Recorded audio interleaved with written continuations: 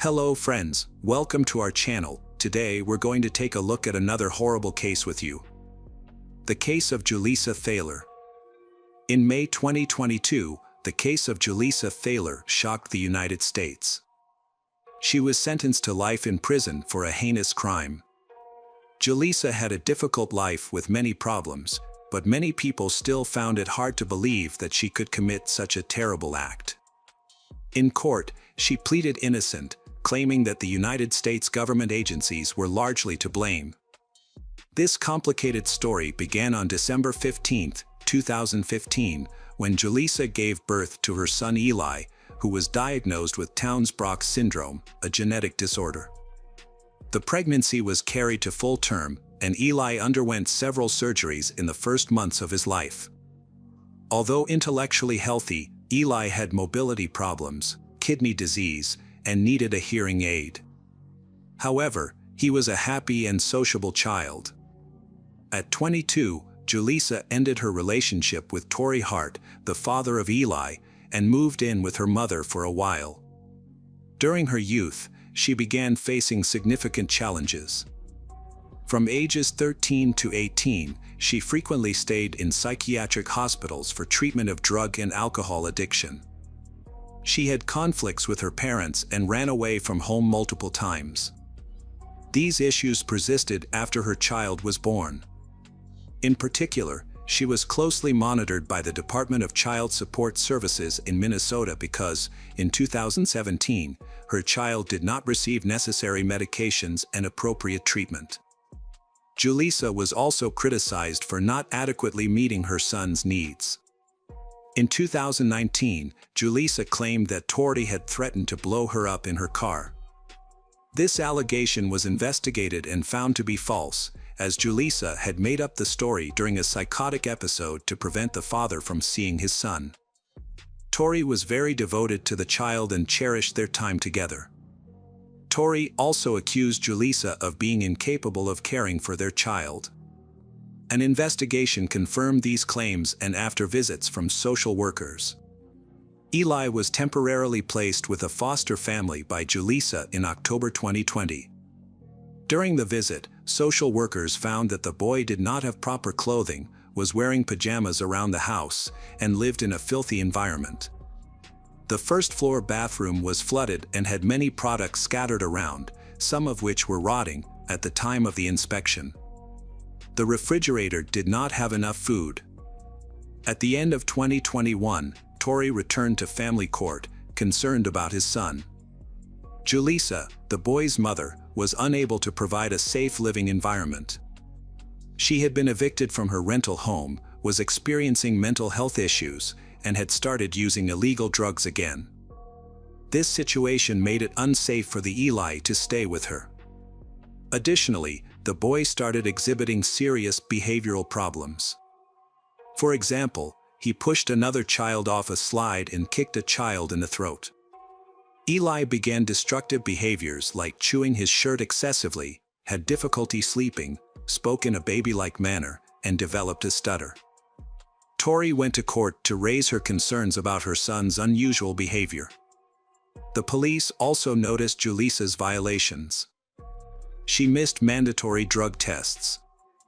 There were suspicions that she had shown her son inappropriate videos after a blood test confirmed that illegal substances were found in her system. One notable story that illustrates Julissa's attitude toward her son involves her picking up a tumbler that had fallen from a steep mountainside during a hike. She left the sick Eli alone at the top of the mountain while she went down to retrieve the broken cup. Social workers evaluated her and determined that she was not competent to judge the risk, possibly due to the effects of her medications or her mental health issues. However, it was the social worker who was concerned about the situation who advocated for Julissa to have custody of the child. Officers were concerned about Julissa's lack of self-control and her refusal to attend weekly therapy. They observed that she had committed multiple traffic violations, such as speeding and reckless driving, which raised concerns about her ability to safely care for her child. However, officers noted that there was insufficient reason to revoke her parental rights because she had demonstrated self-control in court appearances. On May 10, 2022, Julissa was awarded full custody of her child. Sadly, just 10 days after she regained custody, tragedy struck. On May 20, 2022, at approximately 7 a.m., someone called 911 to report a silver car driving on wheels without tires. When the police arrived, they found Julissa driving. She looked disheveled and had blood on her hands and face. Julissa explained that the blood in the car was from deer meat that a butcher had given her, and she mentioned that the blood on her hands and face was from accidentally getting it on. The officers were suspicious and confused as to why she did not clean herself. They noticed what looked like human flesh around the armrest, but Julissa insisted it was animal flesh and could not explain the poor condition of the car.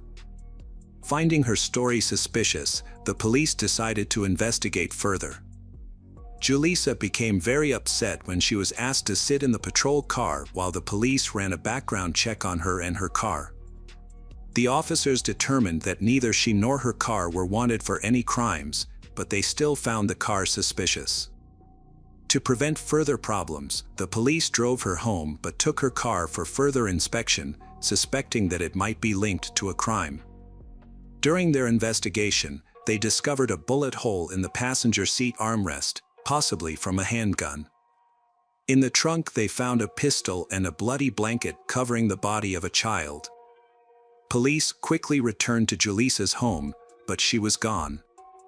Security cameras showed her leaving with a man just before police arrived. Police tracked them down and arrested them both at an apartment. Before leaving, Julissa attempted to wash her bloody clothes.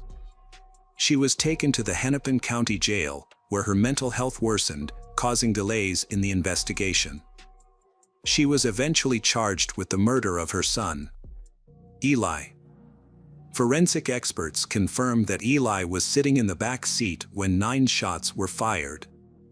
The boy's father, Tori, was devastated by the loss.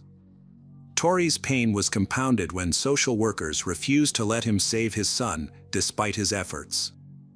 It was discovered that Julissa had been experiencing severe mental health issues shortly before she regained custody of her son. Furthermore, she had prevented Tori from seeing Eli for an extended period of time by making baseless accusations against him. The trial was set for 2023 after a psychiatric evaluation determined that Julissa was sane and able to understand the allegations against her. Julissa denied killing her son and was described by those who knew her as non-aggressive, although she struggled with substance abuse. Her loved ones maintained that she truly loved her son and could not have committed such an act, while others believed that her mental health and addiction issues contributed to the tragedy. On social media, Julissa identified herself as Aquarius, a mother, a lawyer, a feminist, and a police officer. However, evidence such as video footage showed that she had purchased a handgun and ammunition and left her apartment with a wrapped item. A child's car seat with a large bullet hole was discovered, and surveillance footage captured Julissa attempting to wash blood off her hands at a gas station.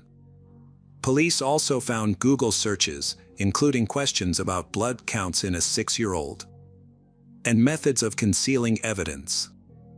Then the police investigated. Julissa bought a $400,000 life insurance policy for her son. However, she was told that the maximum coverage was only $50,000. Despite this, she persisted in convincing the bank employees to give her a larger policy, which impressed the employees. It was also revealed that Julissa had recently developed an interest in weapons. She began going to a shooting range with a friend, which surprised her friend. Julissa was often seen leaving her apartment with a handgun wrapped in a gray blanket. The blanket and the handgun were both discovered in the trunk of her car on the day of the murder. Police also investigated her boyfriend, Robert, who had left the house with Julissa before her arrest. Robert, a childhood friend with whom she had a good relationship, denied any involvement in the murder or conspiracy. Police found no evidence against him. During the trial, Robert was stunned by the evidence and the maximum sentence that could be given to Julissa.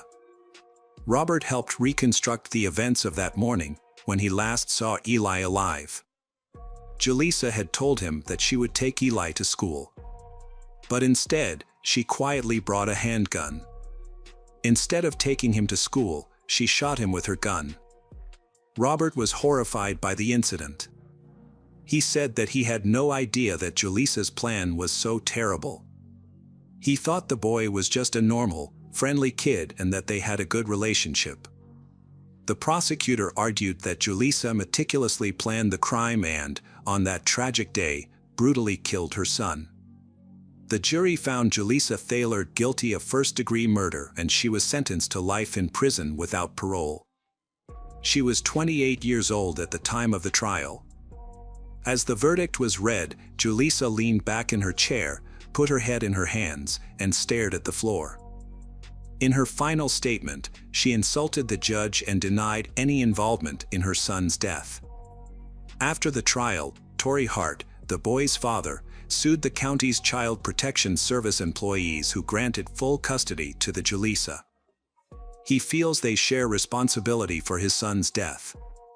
The court will hear this case in 2024.